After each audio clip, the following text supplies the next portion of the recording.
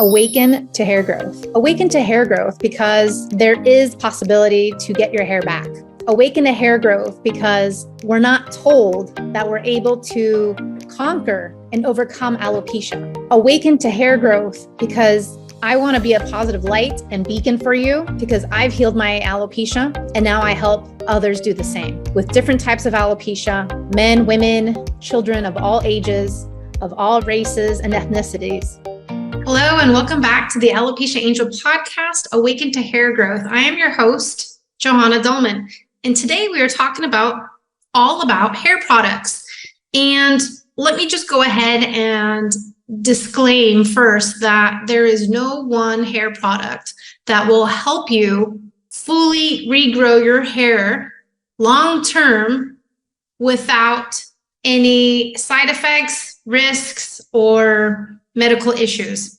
Meaning there are tons of hair products out there, tons that say, yes, we can help you with your hair loss, tons that will, try to help you in this hair loss journey of yours. However, my experience, research, and from that of my clients, I see that there is no one magic product. Why? Because it's not one size fits all. And also because the hair product alone is not addressing the root cause. So those are the two things that you need to know first and foremost. Now, in terms of hair products, yes, hair products is a part of our daily life, right? We shampoo, we condition, we style, right? We also use a lot of gadgets and gizmos for our hair, right? Whether it's a straightener or a blow dryer or a curling iron or curlers, we use hair products. And so I wanted to talk a little bit about this and kind of the news of what's going on with hair products, some myths, but then also some situations that have recently come into the media that I think everybody should know if, let's say, by any chance you didn't have time to read or hear about it. And so I do use hair products myself. I have curly hair, right? So I use mousse, and that's all I use besides shampoo and conditioner. And I would say that with hair products, yes, they support our hair. They support our styling of our hair. And yes, they can help support the well-being of our hair, meaning it can support healthcare in your hair, meaning just like a house gives you a roof over your head to support you when it's rainy, when it's cold, when there's a snowstorm, the hair products also help you support in your goals. To maintain it, to, make it shiny, to, moisturize it, to cleanse it. But is it the one thing that will help you with hair loss? No. And just the opposite. I'm doing this podcast on hair products because there are many products out there that actually have lawsuits against them because they cause hair loss, because they cause uterine cancer, because they cause other types of cancers, because they cause a huge impact to your health overall. And so hair products are not all made the same. What I've come to learn is that even if it's the most expensive hair products, even many times they fall flat in terms of like how it performs, right? Performance, right? Does it keep my hair from being, super big, or does it make it look flat? And, there's a lot of factors that go into that. It's, the weather. Or do you live in the desert where it's always dry and you have to focus on keeping your hair moisturized? Or do you live in somewhere very humid like the Caribbean or Miami or, Thailand where everything is very humid all the time? What's the situation? When I lived in Europe, it was always rainy. And for those of you from London, from the UK, it was the same weather pattern and it was awful. I absolutely hated the weather. When I lived in Europe, it was always rainy, cold, gloomy, misty, and gray. And coming from California, I'm used to dry weather, constant, consistent sunshine every day. And when it rained, we actually celebrated it because it was once in a blue moon. And so, sunshine, dry weather is a very different temperamental type of weather pattern versus the everyday rain, drizzle, gray, gloomy, humid, cold, and, potential hail type of weather patterns. And so where you live also determines what type of hair products you use. overall, in general, I'd say less is more when it comes to hair products. I would also say not to be 100% dependent on them, because when you do see yourself being dependent on them, this is when, the scales tip into the favor of the product. Because if your hair is truly healthy, you won't be dependent on the product. And I think many times when you do use hair product, this is excluding shampoo, I would say try not to use it at the root or near the scalp. So for example, for those of you who use hairspray or gel or mousse, or even conditioner for that matter, try not to get it in the scalp. Really, hairspray should be kind of like away from the scalp, from touching the skin. And for those of you who use dry shampoo, you probably know why I'm saying this, because recently there's been a slew of lawsuits against dry shampoo.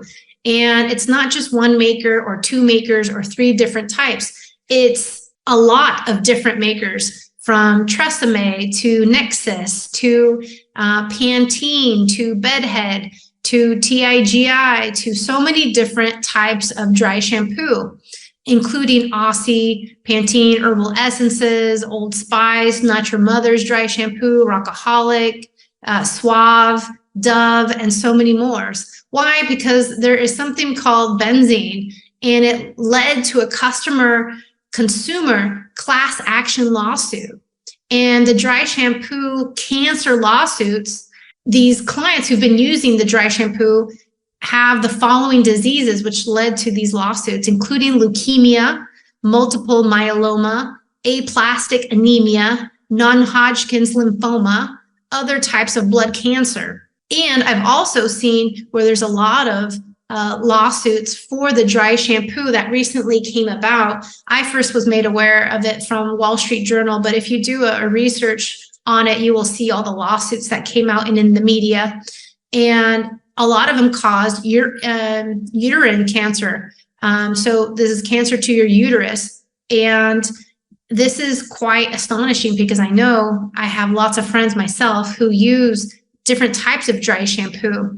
Personally, I've tried it once or twice. It didn't work for me. I don't have oily hair. I don't wash my hair every day. I wash it maybe once or twice a week, and that's it. My hair is dry. So the dry shampoo tends to be for people who have oily hair and who are not wanting to wash it as much. And so they opted for the dry shampoo. The problem with the dry shampoo is that it's a bunch of chemicals straight onto your scalp, right? Because you're parting your hair and it goes straight onto your scalp. And if this is a process or a chemical that you're using on a daily, weekly basis, then all those chemicals add up and they are creating diseases. And now there's a bunch of lawsuits. And what I would say is that a lot of times there are shampoos that say, oh, hey, we have a formula for hair loss, or we have a formula for this type of hair, or we focus on using biotin and collagen, or we focus on these ingredients, et cetera, et cetera. And lo and behold, they cause hair loss. And so some of the hair loss brands, I'm going to go ahead and share them with you, that have come into play in the last, let's say, 5 years. Tresemme is one. Diva Curl is another. Diva Curl, Tresemme, Monat, MONAT is another. But, and then OGX. OGX is a brand that you can find in Target, for those of you in the US, or in Canada. You can find those at Walmart or any store. I've seen them in Europe. I've seen them here in Japan. So you can see OGX, and they have a very popular branded types of shampoos and conditioners. And one is called the biotin and collagen shampoo. And I've used this one before, and I'm never loyal to any one shampoo or any one conditioner. And I'll tell you why in a second. But this one in particular, this brand, OGX, also has a bunch of lawsuits against them because they too have a formulation where they've created their formula with ingredients that cause hair loss. Now, does that mean that everyone is going to see hair loss? No, but that ingredient's in there and it's harmful. So why would you use it, right? And so this is part of the problem. Even when it comes to Johnson & Johnson's baby shampoo, it hasn't necessarily been in the media for lawsuits, but I will tell you that the formulation in Europe compared to the formulation in the US is very different, even though it's the same maker and the same shampoo. Why? Why is it different? Because in the EU, they don't allow various types of ingredients. And in the US, it's not regulated. So they're throwing in all the junk into the US formulation. And in the EU formulation, it's a cleaner version. It has less chemicals. It has less harming, toxins in there. And it's still the same brand. It's still sold under the same name, Johnson & Johnson.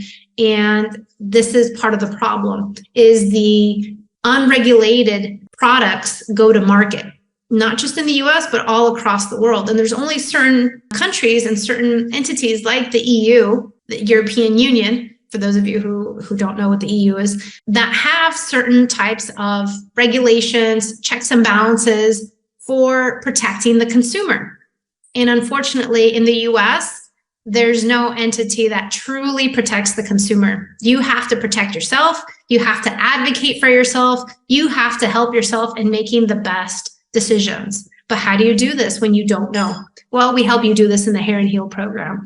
We guide you through this. We help you. We have how-tos, and we walk you through everything, regardless of what country you're in. And it's very, very easy, especially when you come into one of our weeks where we teach you how to make your own shampoo, which is what I wanted to get to, because I love making my own shampoo and I see a difference. It's day and night, the difference between making my own shampoo in less than 10 minutes versus buying the shampoo, which probably took me 15 minutes to run out to the store, get it, grab it, and then use it.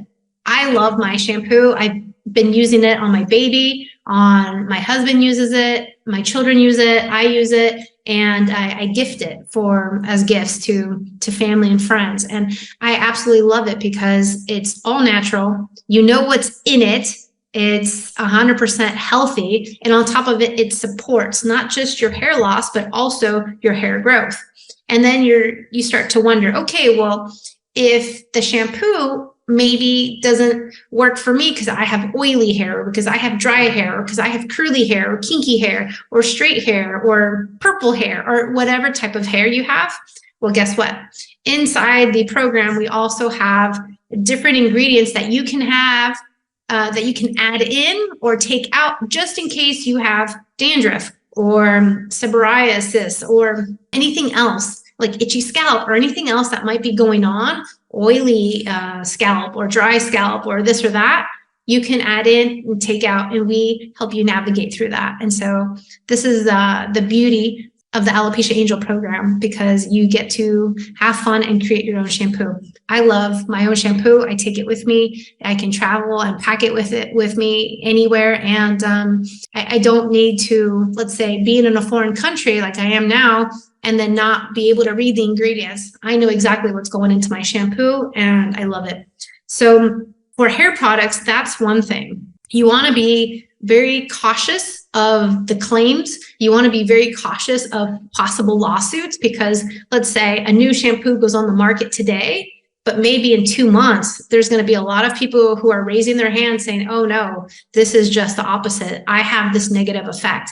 And many times people have a negative side effect, just like with minoxidil. And minoxidil doesn't work for everybody because it's not a viable solution.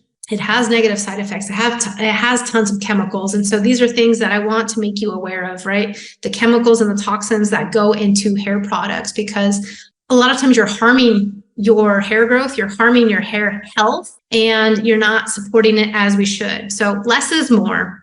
As I mentioned, no hair product can help with hair growth or really cure it if that's the only strategy that you're looking for. You know, the thing is, when you heal alopecia, it's not topical. It's the inside out. It's not topical, right? This only supports us, like the shampoo, the conditioner only supports us to have healthy, clean hair, just like doing laundry, right? We have clothes to clothe us, to keep us warm or to keep us cool in the summer. But at the same time, we got to do laundry, right? We don't want to be wearing the same clothes all year long, right? And so like doing laundry, it's a hygiene situation, and cleansing your hair is a hygiene situation. It's necessary, right? But at the same time, that's not the strategy to heal your hair loss. what have I learned about products for hair? A, that they're not created equal, that the most expensive many times don't work as it should, that depending on your hair type, you may need a different approach, whether it's extra dry, curly, straight, whether it's diffuse or not, or whether you are going through alopecia or not, or whether you are, seeing tons of hair loss. These are all sensitive topics that I walk you through inside the Hair and Heal program. Also, you may want to take note of your environment. Maybe sometimes your environment is not going to give you the best hair. And for me, particularly, I see this when it's wet and rainy and, misty and just very humid out. Humid in terms of rain, moisture in the air. When it's humid and hot, like in Miami, my hair thrives. My hair is in love with the Caribbean. My hair is in love with the humidity there. But if you take me to places where there's lots of rain, like London, like Europe, like Seattle and Portland, it's not going to look good, and it's not going to, shine as it should. It's just going to look like a wet mop, and that's not a good look to have, right? So you have to consider your environment. Where do you live? And then also when you're traveling, where are you traveling to, and what type of, hair product do you need when you travel? Because again, if you're traveling to a tropical place, your hair will act differently and will be manageable in a very different way than, let's say, in the desert or in the mountains or, next to the lake or next to the ocean. It's all very different. So environment plays a part in your hairstyle, like the weather. If you want a blowout all the time and it's raining every day where you live, this could also have an impact and be a factor for you. And also, some of my favorites of hair products are to keep it simple. I love keeping it simple. I make my hair masks at home. I make my shampoo at home. And I have certain brands, for those of you who don't want to make your own brands, I have certain brands that are kind of my go-to that you can find worldwide. And I know this because I've seen and been in the stores in many, many countries, and I look to see what's available, what's not available.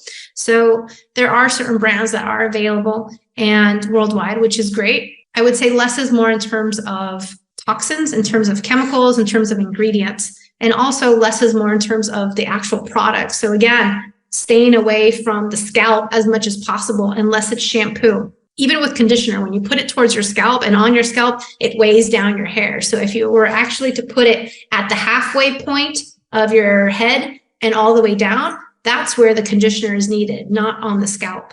And so you want to be cautious with hair products because, again, many cause cancer, many have lawsuits against uterine cancer, and hair loss many times come from hair products. And this has been in the media for quite some time, most recently with dry shampoos, also with hair relaxers and hair straighteners. This also can pose a problem.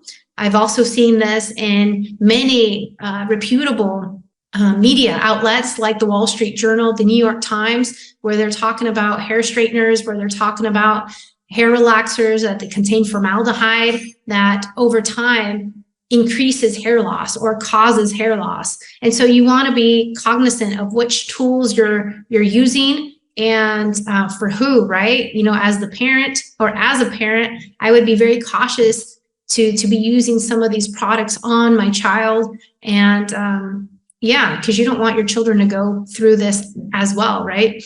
And so there's much more to hair products than meets the eye, and you have to be a consumer that's educated and that is able to advocate for themselves. And these are some of the things that we teach inside the Hair and Heal program, because it's very hard to decipher what's healthy, what's not healthy, what's good, what's not good. And I use hair products. So I buy mousse at the store. I've actually been using the same mousse for the last 25 years. And it has chemicals, right? Because it's a mousse. But at the same time, I don't place it on my scalp. And I also pair it with some other things so that I use less of it. And it's not expensive at all. It's less than like $5. And so a lot of times, you have to work or use what works for you, but at the same time, be cautious with what that looks like and what it is, because again, many times the marketing of, oh, we can help you with your hair loss, like Monat has done, has actually created a lot of hair loss and lawsuits. So that's it for me for hair products. I will update this periodically because periodically we need to know what's going on in the hair product world and to see what is actually beneficial and what's not beneficial. I love testing hair products. I love using them. And many times on the first go, I know exactly if it works for me or not. And the thing is, this is going to be very individualized, right? Just like there's a personal evaluation at the beginning of the Hair and Heal program, it has to be individual. It has to be personal to you, right? It depends how you want your hair to look, how you want your hair to feel. Does it feel heavy? Does it feel itchy after using the product, right? I love having curls that are defined. I love having big, humid, like Diana Ross hair. I love that. But, again, I have to work with the environment that I'm in. Maybe I don't have enough humidity where I live to get the Diana Ross hair. I do when I live in Miami or when I visit Caribbean islands, I do get it there. But in other places, I don't. So you just have to work with what you have and then also see what products can support you in those hairstyles. I would also recommend that you listen to a previous podcast where I talk about the 5 hairstyles that cause hair loss. And there are hairstyles that actually cause hair loss. And so you might want to be aware of that. I'll put that in the show notes. Thank you so much. Talk to you soon. Take care. Thank you for listening to the Alopecia Angel podcast, a positive light in healing alopecia. You can do this and we can help. Spread the word that reversing alopecia is possible by telling your friends and family.